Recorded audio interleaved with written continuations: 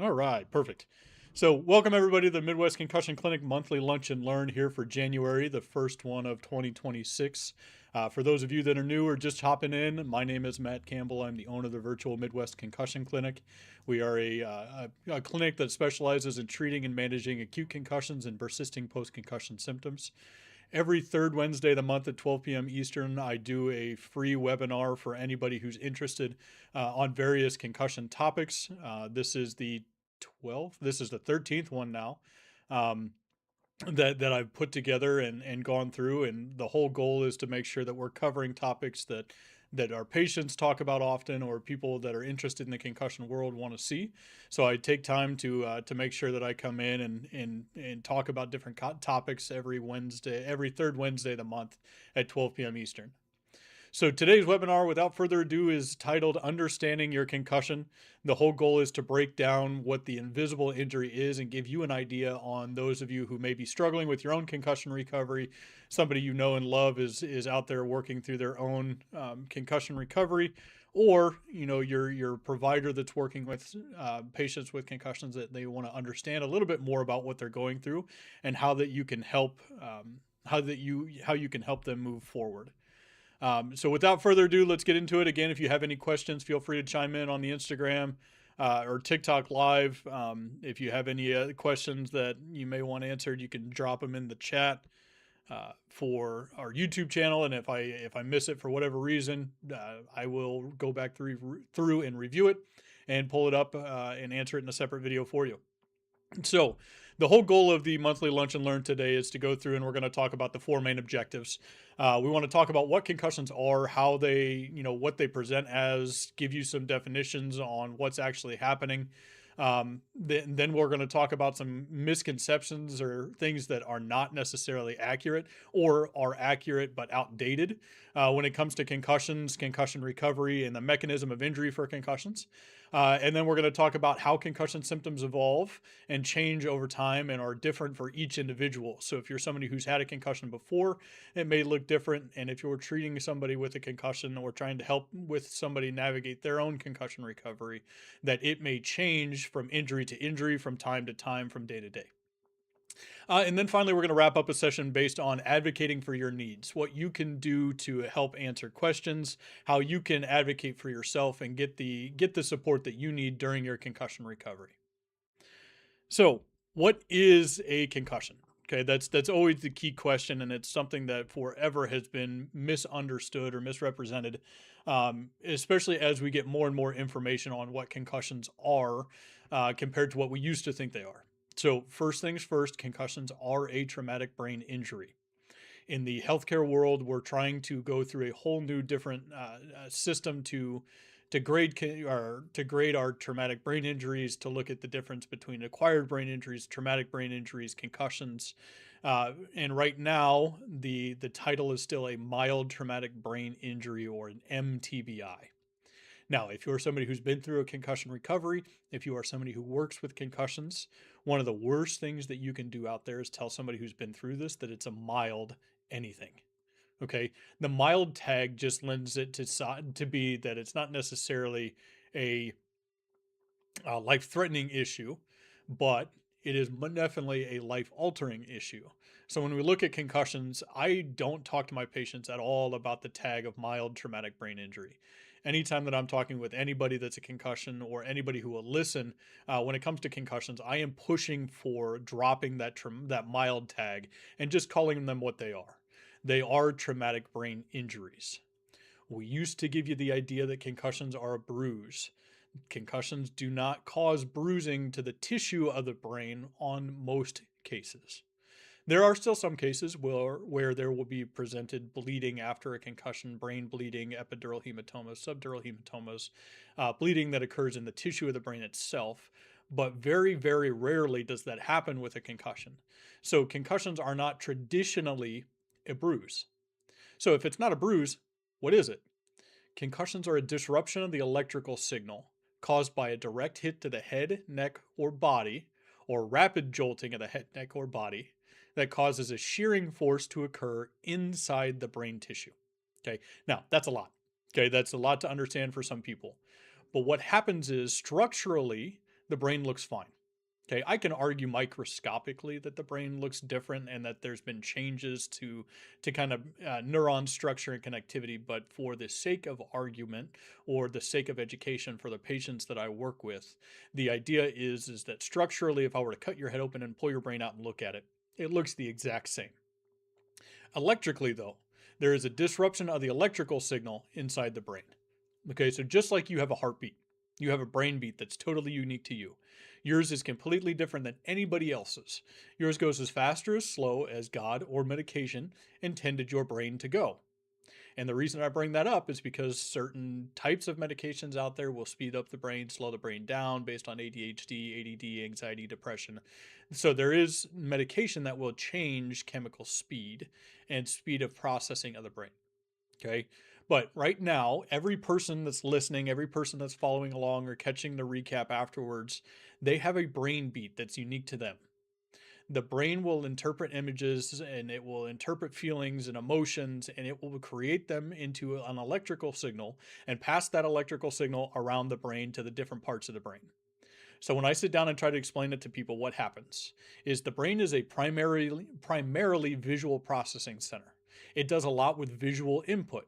We used to think that the eyes would form on day one or the brain would form on day one of fetal development, the eyes would form on day two and they would connect.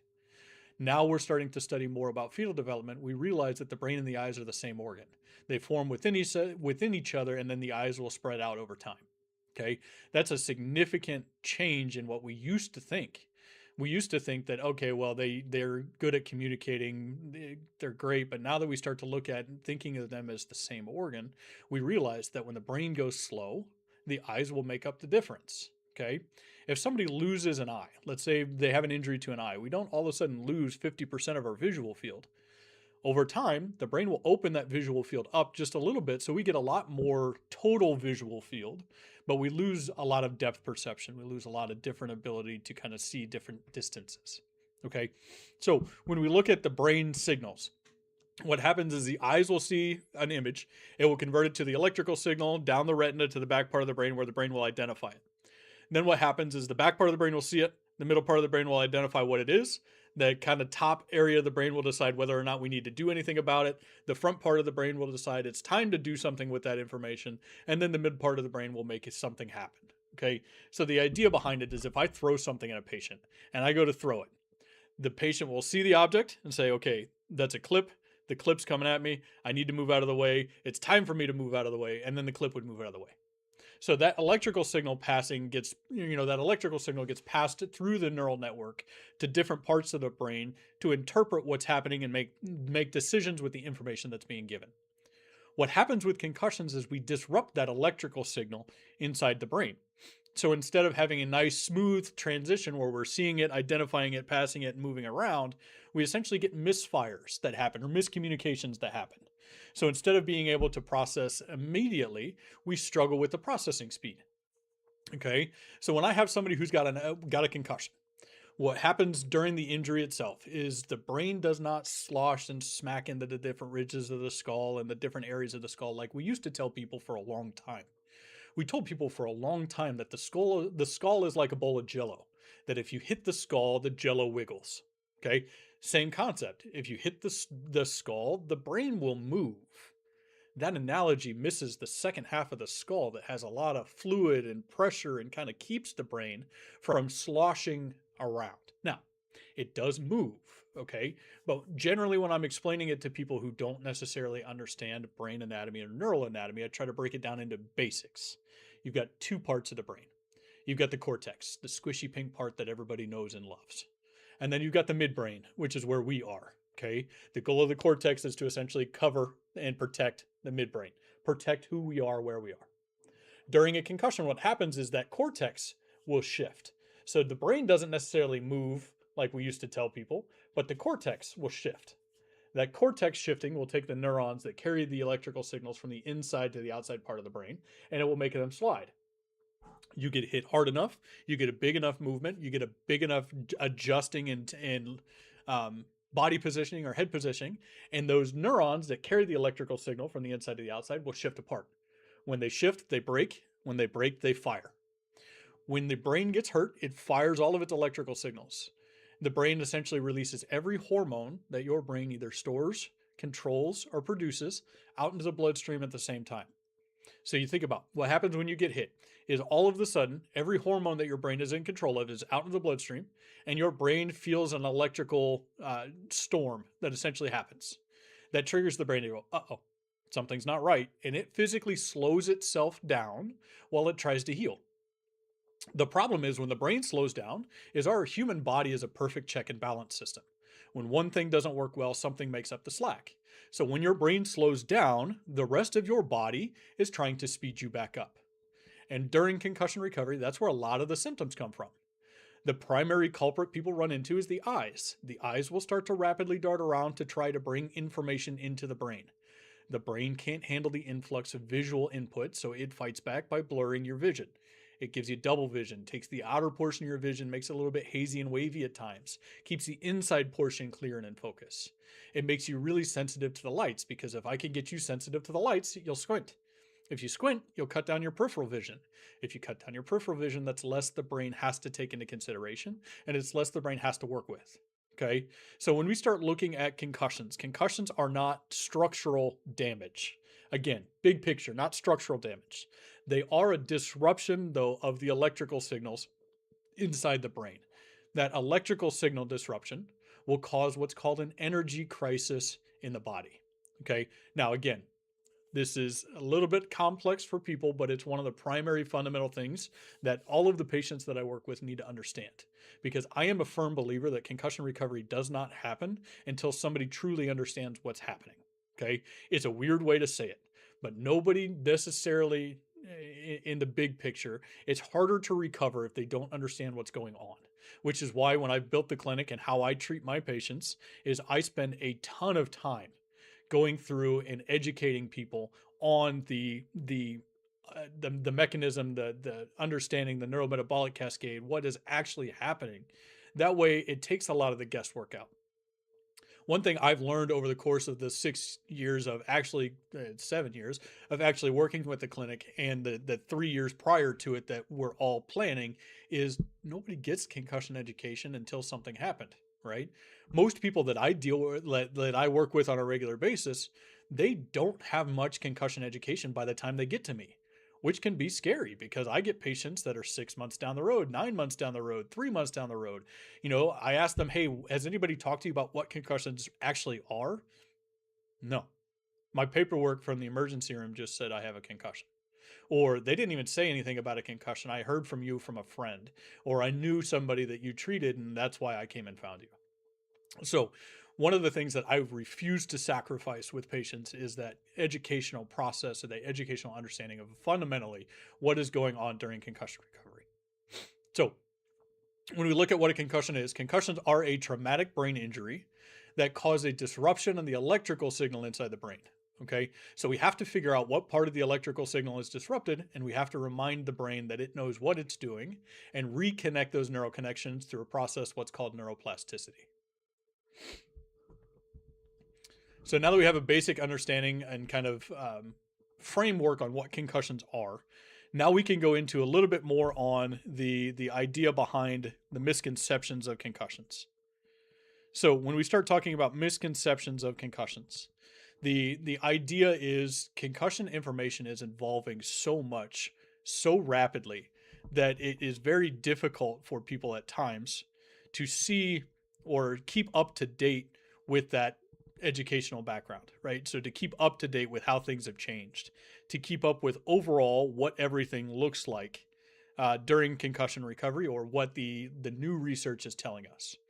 So when we talk about one of the primary misconceptions that I deal with on a regular basis with concussions is concussion recovery doesn't go as quickly as everybody wants to think. Okay.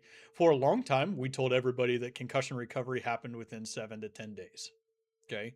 Realistically, the neurometabolic cascade that happens after concussion takes a minimum of 30 days. Okay. So if we start looking at overall that injury recovery timeline, it is out the window. 50% of patients over the age of 18 will be symptomatic at 6 months. Okay, that's not 10 days, that's not 7 days.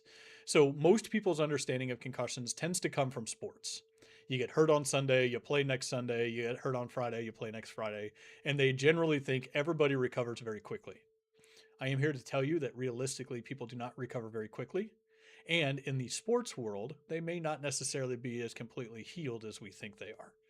Okay, so when we start looking at one of the primary misconceptions with concussions is everybody, even the people I work with, the insurance companies, the providers that I work with, everybody has a timeline on when concussions should get better. Okay, does not necessarily mean that it's going to happen in that timeline. And I'm here to tell you that every single one of you is unique. So if you get a concussion tomorrow, God forbid, I don't ever want to have to work with anybody. My whole goal is I've built this clinic and that I will be out of a job at some point.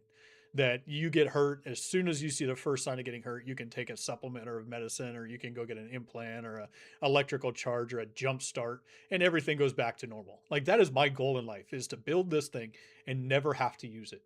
So when I start looking at people who need it, one of those common misconceptions is not everybody bounces back quickly.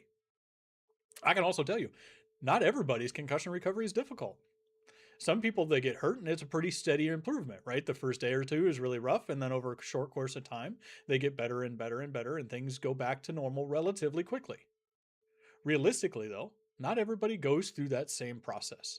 Not everybody goes through that short kind of recovery span, which is why I have a job. Okay, it's why I have the clinic that I do. It's built on those people that do not get better. Okay, so we have to worry about kind of how we navigate through concussion recovery and the expectations that we set early on.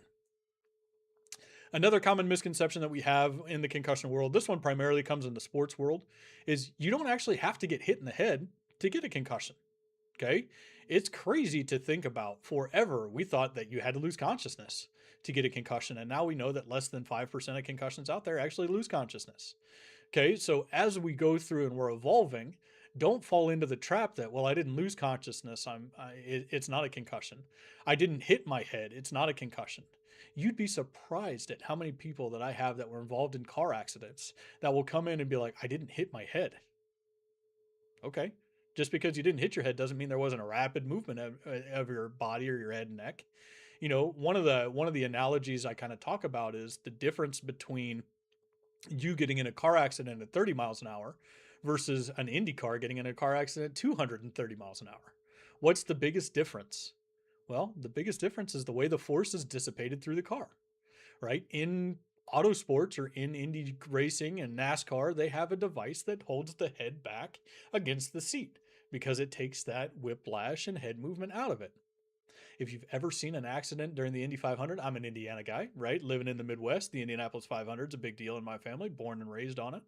So when we start looking at it, like watching an Indy wreck, the car disintegrates, right? The whole idea behind those race cars is they're designed to fall apart. So the force gets dissipated around the capsule that the driver sits in that keeps everything nice and steady and nice and kind of controlled.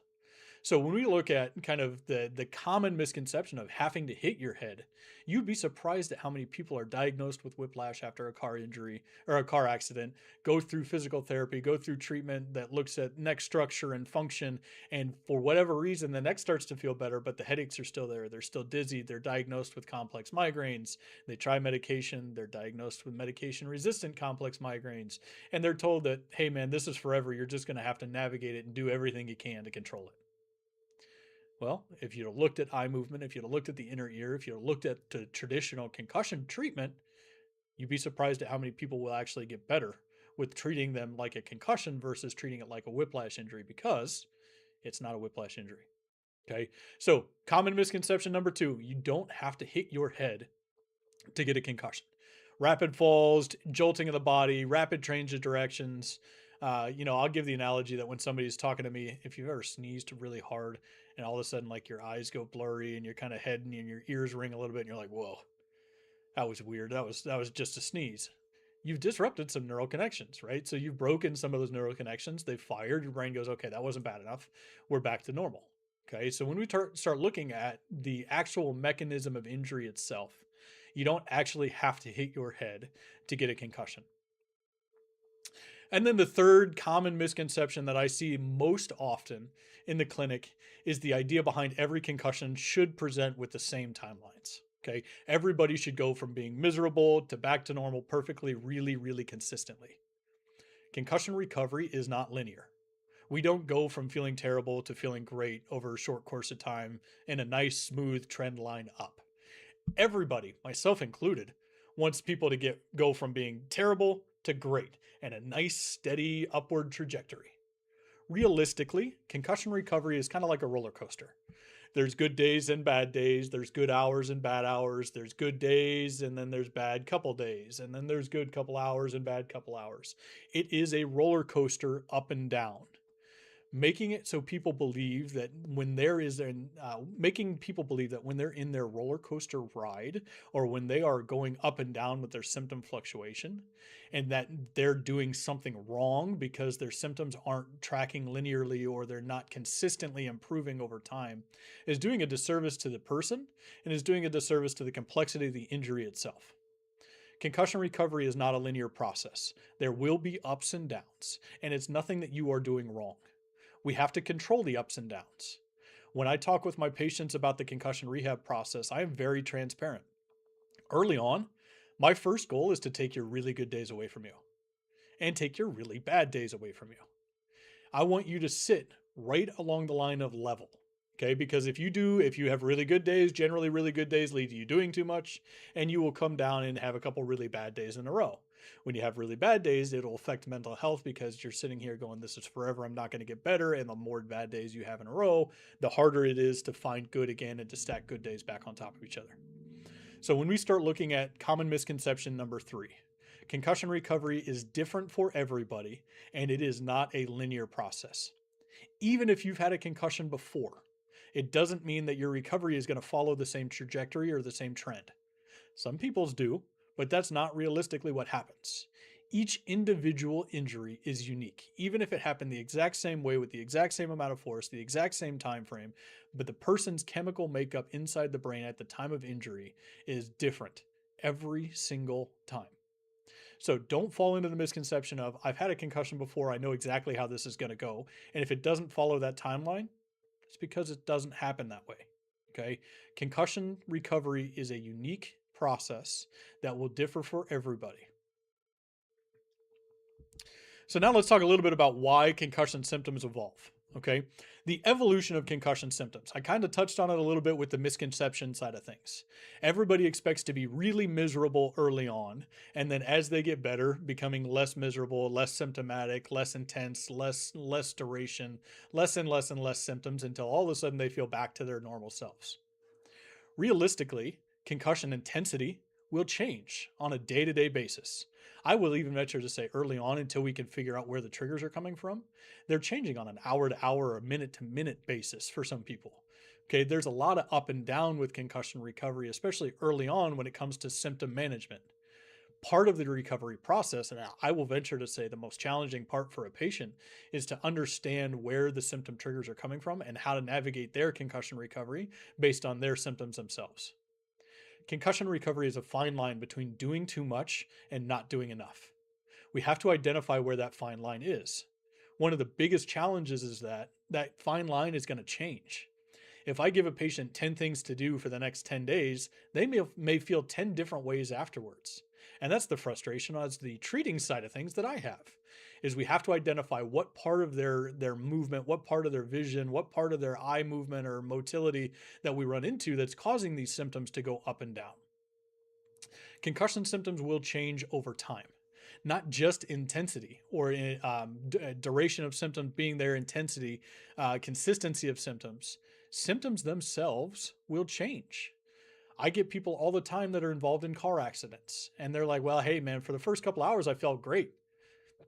Adrenaline was really high. And then as the adrenaline comes down, symptoms start to come up. And then they'll start to notice that, yeah, early on I had a headache, but it wasn't bad. And now all of a sudden, I'm 2 weeks down the road and I'm dizzy. I'm nauseous. I'm lightheaded. I've got trouble concentrating. That I didn't have that at the beginning. That symptom evolution is challenging to navigate because people will start to blame other things, especially if they don't have any concussion education.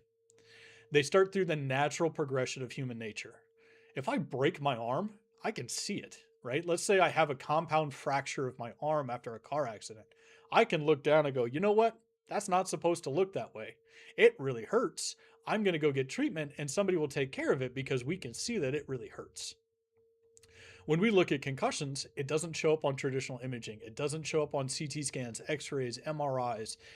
Very rarely does it show up on, some of the advanced testing that we can do from a memory standpoint or a vision or an eye motility standpoint because of the evolution side of the injury. There are good days and bad days, good hours and bad hours, and it never fails. When somebody is finally resolved into, hey, I'm going to go talk to somebody or I'm going to go see somebody and finally get some help, it's a good day. And they go in going, you know what? It's not that bad. Although if you ask me in 2 hours, it'll be terrible. And then you get somebody who doesn't understand concussions, and that causes problems. They don't understand the ebbs and flows or the up and down of the emotional or symptom roller coaster. Now all of a sudden we run into this issue where it's like, hey, look, I can't explain why right now I can track, but if you ask me again in 20 minutes, my vision's so blurry I can't see anything. Or if you ask me to go drive my car to work in the morning, I can do it fine. But if you ask me to drive home at the end of the day, I can't see anything. All I see is shapes. Okay. The evolution of concussion symptoms, not only is it severity or consistency of the symptoms themselves, you'll also run into differences in concussion symptoms and different symptoms at the different parts of the recovery timeline. The one consistent symptom that almost every single person will deal with is fatigue. Days where you feel good, you're tired.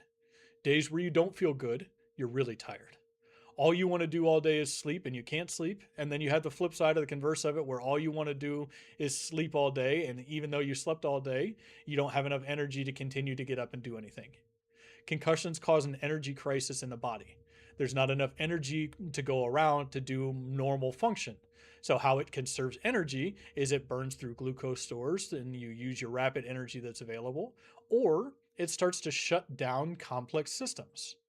When people start talking about the difference between fatigue and concussions and the difference between like I just had a busy day and I'm tired is the idea that neurofatigue is very different. I talk in analogies a lot with people. When I start talking about physical fatigue, right? I'm tired. I had a busy day. I can come home and sit on my couch and sit back and go, you know what, man? That was a tough day. I could take a couple deep breaths. I could sit here for 10 to 15 minutes and then I can get up and continue to move on. Neurofatigue is kind of like a bug on a windshield.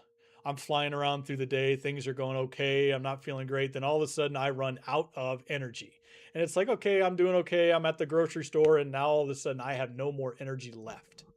When it comes to the idea or the concept of neurofatigue, now we're starting to look at, okay, I don't have the ability to communicate. I can't think straight. I can't process information. I'm dizzy. I'm nauseous. I lose coordination or balance function. I can't make a critical decision. Do I go home or do I sit in the car? I can't make those decisions because there's a lack of energy. And all of a sudden, I have to get out of here. Okay.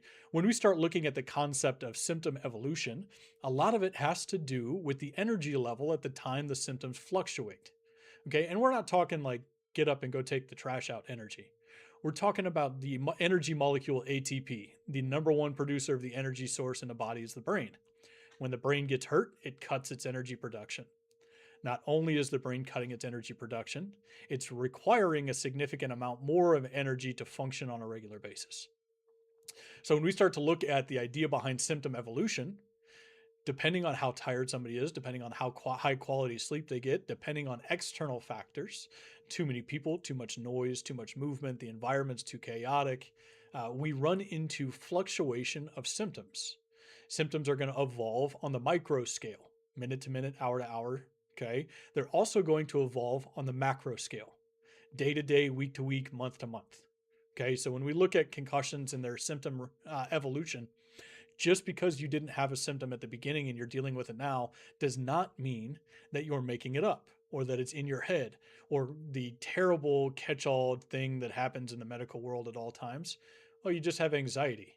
It is not anxiety. You are not anxious. The brain is anxious. There's a very big difference between the brain being anxious and an individual being anxious. Anxiety to the brain is a neuron disconnection. Some neurons going fast, some neurons going slow, other neurons firing in a sweet spot where we want them to be. True anxiety is a hormone response. It's an imbalance of the hormones that will cause fluctuation in those neurons. So when we look at somebody talking about anxiety, one of the biggest challenges is getting somebody to understand the concept that you're not anxious, that your brain is anxious. So overall concussion symptom evolution is going to change minute to minute. It may change day to day, and it's not happening in your head. It's in your head. It's one of the wild things to get people to understand. There is scientific physiological explanations for why symptoms change. It's not happening inside your head, but it is happening inside the brain itself. So finally, the big thing that I want to talk about during today's, live webinar that we're having is the idea behind advocating for your own needs or for the needs of an individual that you're helping or the needs of your patient during concussion recovery. One of the hardest things for people to navigate through concussion recovery is the feeling of isolation. Nobody believes me, nobody understands. I'm doing this myself and I have nobody here to help me. Again, going back to the analogy of my broken arm from earlier. Okay. If I have a broken arm and I'm wearing a cast, people will walk up to me on the street and be like, man, he's got a cast on. I'm going to hold the door for him. I'm going to help him up out of the chair. I'm going to do things to help take care of him. If I have somebody with a concussion that's disoriented walking down the street, one of the first things they're going to try to figure out is why that guy's drunk at 9 a.m. stumbling all over the sidewalk. Okay. Nobody immediately jumps to, well, maybe he has a brain injury. Like, okay, well, he was really mean to me yesterday. He just probably doesn't like me. Nobody thinks that it's hard to regulate emotions after a concussion. So when we start looking at the concept or the idea behind, advocating for yourself, when it comes to concussion patients, one of the hardest things for people to do is to go through that navigation of trying to get symptoms or trying to get people to understand what's going on early. Okay. So again, advocating for yourself during concussion needs, the first thing that you need to do and the first thing that people will need to understand is it's okay to ask for help. Okay. Now, I am somebody who works in the medical world. I live in the real world. It's easier said than done to ask for help, especially if I've asked for help and the person that I asked does not understand or does not get it. Because it'll happen to almost every single person that has a longer recovery. At some point, their support system will not understand. How would you have 3 really good days in a row and you were yourself for 3 days and we went out and did all these things and we had so much fun and I got to see you again, but now all of a sudden you can't get out of bed again? People don't understand it. Unless they've been through it, they won't understand why all of a sudden I have to leave the baseball game that I was at for my nephew and everybody gets mad because you can't even stay for a t-ball game. No, I have to leave. I can't see straight. I'm getting dizzy, disoriented. I can't handle this. I have to leave. It's one of the hardest things for patients, for the support system, and for providers to be able to relay to each other. It is very important when you're navigating through your concussion recovery that we can establish some form of a concussion care team. When I'm working with a patient, one of the first things that I tell them is that I don't care what you tell anybody else, but there are 3 people that you have to be brutally honest with during concussion recovery. Number 1, yourself. You have to be honest with how you're feeling. It is very, very hard not to try to put on a face to try to appear normal or to be normal. You have to be honest with how you're feeling. If you're having a good day, do a little bit more. If you're having a bad day, you have to be honest and set a boundary that sits there and says, hey, you know what? I don't have the ability to do this anymore. This happens for all chronic illness patients, right? This happens for people that are dealing with traumatic brain injuries, with MS, with lupus or Lyme disease, or any number of autonomic diagnoses or neurodegenerative diseases. It's one of the hardest things for people to do is to understand that when you need help, it's okay to ask for help. It's not, it's not something that sits in just the medical world either. It's hard for me as a small business owner.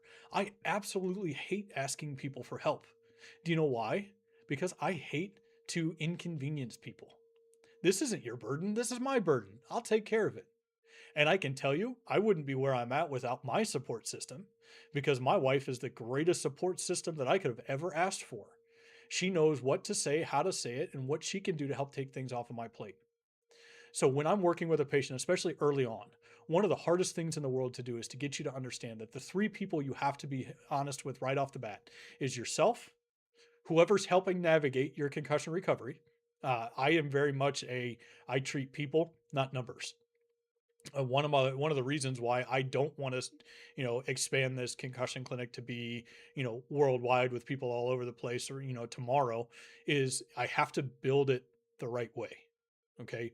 I don't want people who can come in and be like, yeah, I know what to do. Okay, great.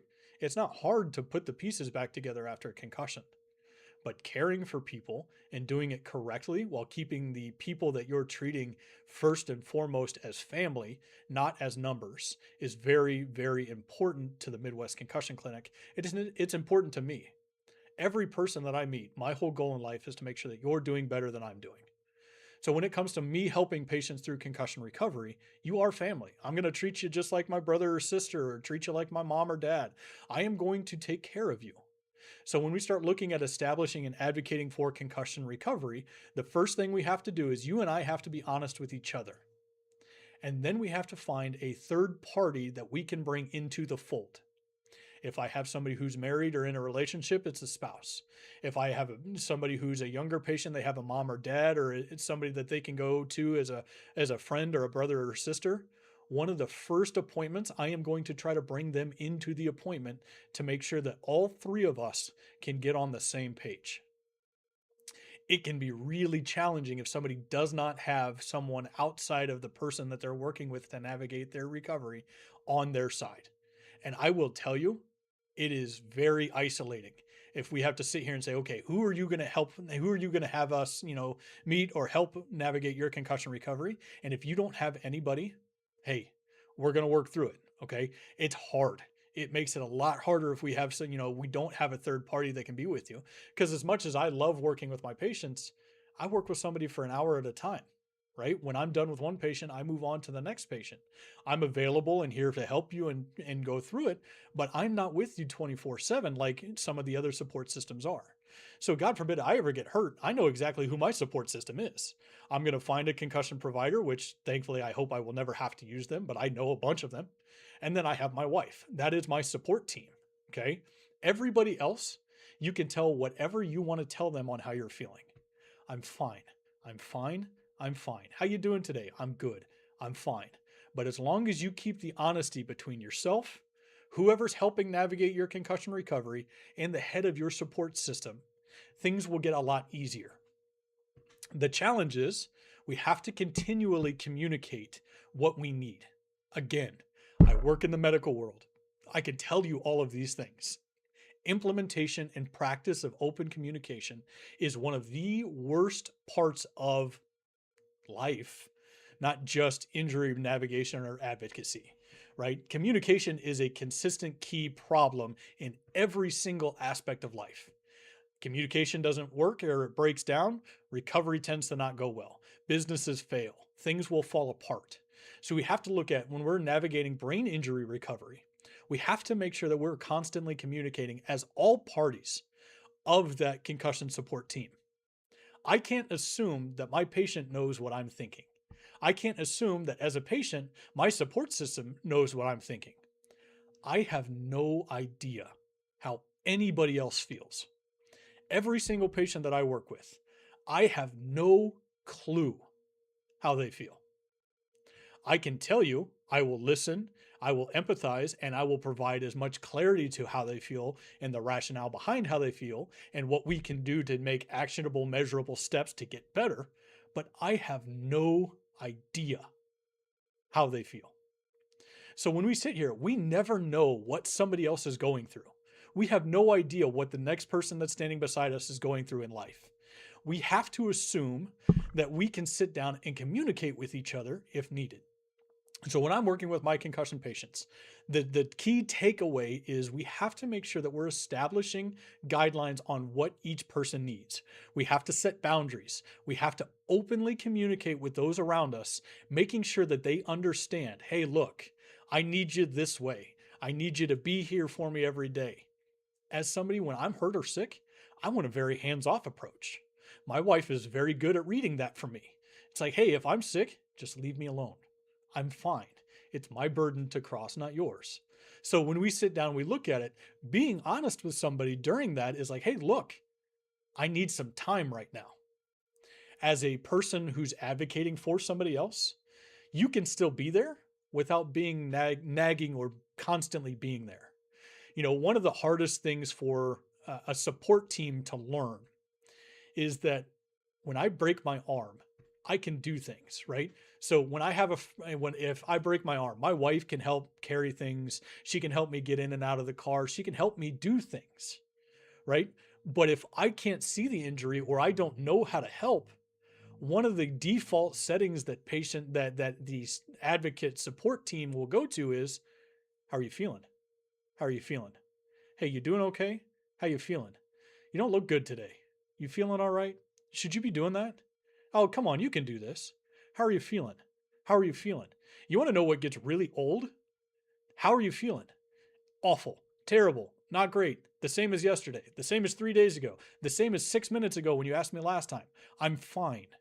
And it's one of those things that we have to sit down and talk about. Like, hey, look, some people will like that. Most people don't ask how I'm doing. I will communicate with you how I'm feeling. But if you're constantly asking how I feel, it can have a negative effect to it.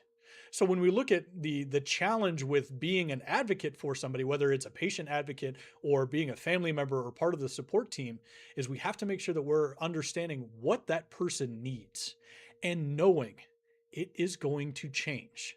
Just because they wanted you to be there 24/7 for the first 3 days doesn't mean at the 6 week mark that they want you there all the time, all day, every day. That's not realistic. So making sure that we're establishing communication guidelines and constantly updating what we need where we're at. Again, communication is key in everything, especially when we're going through and advocating for what we need during concussion recovery. Communication does not have to be verbal. It is okay to type something out, to write it down, to record a voice message in another room and send it to somebody and play it to somebody. I am the least confrontational person you will ever meet. To a fault, it's terrible. Okay. I am non confrontational at all. So if there's something that I need that I'm not getting, it would be hard for me to sit here and say, you know what? I want to sit down one on one, face to face, and I want to talk through this. That is very challenging for me as a person, healthy, let alone if I don't have the energy or I don't have the ability to communicate the way that I'm used to, or I'm struggling with words, or I'm vulnerable and need help, but don't know how to relay that to somebody else. So if I'm working with a patient who's really struggling with the open communication, one of those key things that I will recommend for them is to journal, write things down, talk about the end of the day, how things were going, just try to put it down on a voice text. We have all of these different AI tools that we can use now and virtual assistants that we can use now to get what's going on up here down where somebody else can interpret it or read through it. So when we're sitting here looking at it, the key for advocacy, for advocating for what you need during concussion recovery is, number one, figuring out what you need, right? As dumb as that sounds, or as silly of a concept as that is, you can't expect the people around you to give you what you need if you don't know what you need. Okay. So once we establish that you understand what type of help that you're after, what type of knowledge or what type of kind of background that you need or support that you need. Now that we've established that, we need to establish the communication channels with all of those that are involved in your concussion recovery. On the flip side of that, I've spent a lot of time talking about small, recovery teams. I am one that has two really, really, really, really, really good families. Okay. My family is top notch, right? My in-laws have been around for most of my life. I've known them forever. I have both sides. My family and my wife's family are the greatest family of all time. In my opinion, yes, I'm biased. Okay. So when I sit here and look at it, like if I got hurt, one of the most challenging things I would have to do is to try to build a barrier around who needs to be directly involved and whose outside support will take energy away from trying to keep the main thing, right? So when we sit down and look at trying to establish that advocacy group or trying to establish that team, you don't owe anybody anything. You don't owe anybody outside of that immediate team. Bare minimum 2 to 3 people, bare maximum 5 people. You don't owe anybody anything. How are you doing? I'm doing okay. I'll update you as you need. And then as I have my narrow concussion support team, that's where they can help you with the people that are outside of that immediate circle. One of the things that would happen is I would want to keep my mom updated on what's going on and how I'm feeling. I may not have the time, the energy, the effort to directly update my mom. So I would expect my wife to be able to update my mom, to update my mother-in-law, my father-in-law, to make sure that people around me, to let my dad and my brother know that, hey, you know what? Just because I'm not responding doesn't mean that I'm not okay. I am here. I'm okay. So when we start looking at that concussion care team or setting up that advocacy, we want to kind of layer it, right? So we have our immediate group. We have a small group that's on the inner circle, and then we have the layers coming out on the people that need to know and whatnot. Okay. I work primarily with adults. One of the hardest things that we have to look at is the balancing between how much I let my employer know what's happening versus what they need to know versus what would get me in trouble if something were to happen liability wise. So we start looking at, okay, how do we layer in that external support system? How do we make sure that we're layering in that return to work or that employer or that direct supervisor? How do we navigate that? And I will tell you, that is where people like me come involved. I am not doing anything unique. Okay. Again, from a business perspective, I've built a very unique business. I will put what I do and the services I offer against anybody in this space. Okay. But it's nothing that is unique to me. It's not proprietary formula. It's not proprietary technology. It's the implementation of the tools that are available to us. There are people like me all over the world that can help you through your concussion recovery. When I have a patient that works directly with me, I offer that service to them. Hey, your employer doesn't understand. I'm going to put a letter together to give to your employer that's going to give general information. It's not going to go into specifics for you. It's not going to go into specifics about how you're feeling. It's going to talk generally with concussions. This is what happens. Here's where some limitations might show up. And here's how you can help as a external support. If it comes down to a patient losing their job versus learning more, I have scheduled meetings with employers, right? One of the first times I ever did this, I sat down with an elder board at a church and talked about, hey, this is what we need to do to make sure that the person that you know as an employee is getting the support that I know as a friend. So we want to make sure that we're getting everybody on the same page. You don't have to do that alone. And that's one of the last key takeaways for the advocacy side. No matter how much people may not get it, no matter how much people don't understand or want to downplay how you're feeling or don't get the injury themselves or want to completely dismiss you and write you off, there are people like me out here that will help you. There are people that are out here that will help you understand. There are people that are out here that will help you go through and figure out how to set up your concussion advocacy team to ensure that you are getting the proper treatment, the proper help, and the proper navigation through your concussion recovery. All right, I'm reading through, just making sure that I don't have any questions that came up during the process. If you have any questions at all about anything, whether it's from the topic from today, something that you want to know about concussions, or something that you just generally want to know, I am very accessible. I am for the people. One of the things that I pride myself on is my availability to reach out to. If I've got somebody who has a question, I will answer it. If I can't give specifics because you're not a patient of mine, I will make sure that I point you in the right direction and try to get you that general information that you need to establish that care. And then if you're looking to work with somebody like me, I am available to work with people. Okay.